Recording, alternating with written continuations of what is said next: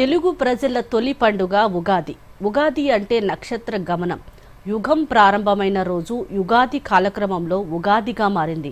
ఈ ఉగాదితోనే తెలుగు సంవత్సరం మొదలవుతుంది. ఒక్కొక్క తెలుగు సంవత్సరాన్ని ఒక్కొక్క పేరుతో పిలుస్తారు. శనివారంతో క్రోధినామ సంవత్సరం ముగిసింది. ఈ ఏడాది శ్రీ విశ్వావసు నామ సంవత్సరం మొదలైన నేపథ్యంలో దూరదర్శన్ యాదగిరి ప్రత్యేక కథనం చూద్దాం. జనవరి 1న కొత్త ఆంగ్ల సంవత్సరం ప్రారంభమవుతుంది.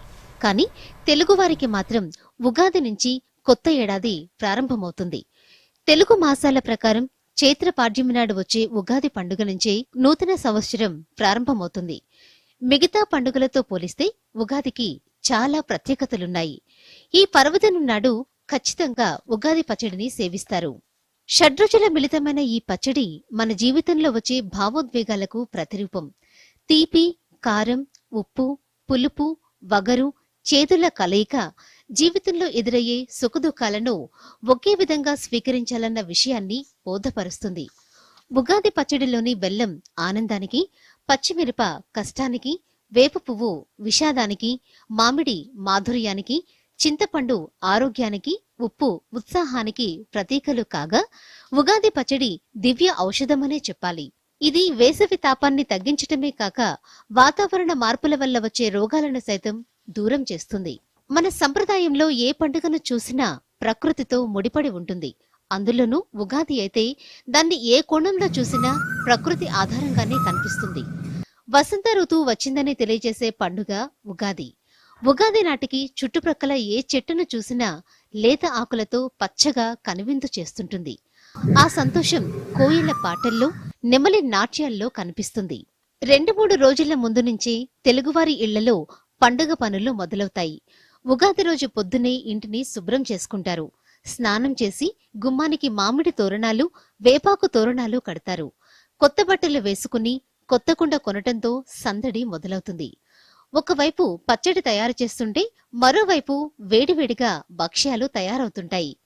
పచ్చడి, వంటలు ఇష్టమైన దేవునికి నైవేద్యంగా పెట్టి కొత్త సంవత్సరం అంతా శుభం కలగాలని కోరుకుంటారు. తర్వాత ఇంటిల్లిపాది పరగడుపున ఉగాది పచ్చడి తిని తర్వాత భక్ష్యాలు తింటారు.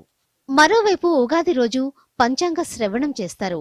ఈ పంచాంగ శ్రవణం వినటం వల్ల ఈ సంవత్సరంలో జరగబోయే మంచి చెడులతో పాటు పరిణామాలు తెలుసుకుంటారు.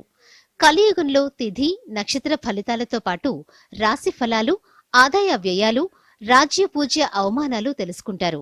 ఇది జాగ్రత్తగా నడుచుకోవటానికి ఉపయోగపడుతుంది. మావి చిగురు, కోయిల స్వరమాధుర్యం, ప్రకృతి శోభ ఇలా ఉగాదికి సంబంధించిన ప్రతి అంశం కవుల కళలను కదిలించేదే. ఉగాదిని కవితా వస్తువుగా తీసుకుని కవులుండరంటే అతిశయోక్తి కాదు. అందుకే ఉగాది రోజు కవులు ప్రత్యేకంగా కవి సమ్మేళనం నిర్వహిస్తారు.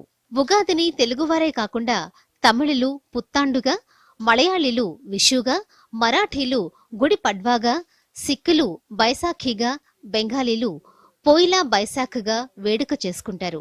ఈ ఉగాది నాడు మంచి పని చేపడితే సంవత్సరం అంతా అది కొనసాగుతుందన్నది అందరి నమ్మకం. ఆ ఒక్కరోజే కాకుండా సదా అందరితో కలిసిమెలిసి ఉంటూ నలుగురికి శ్రేయస్సు కలిగించే పనులు చేస్తుంటే ప్రతిదినమూ ఉగాదే, అనునిత్యం ఉషస్సే. Bureau report, Doordarshan news.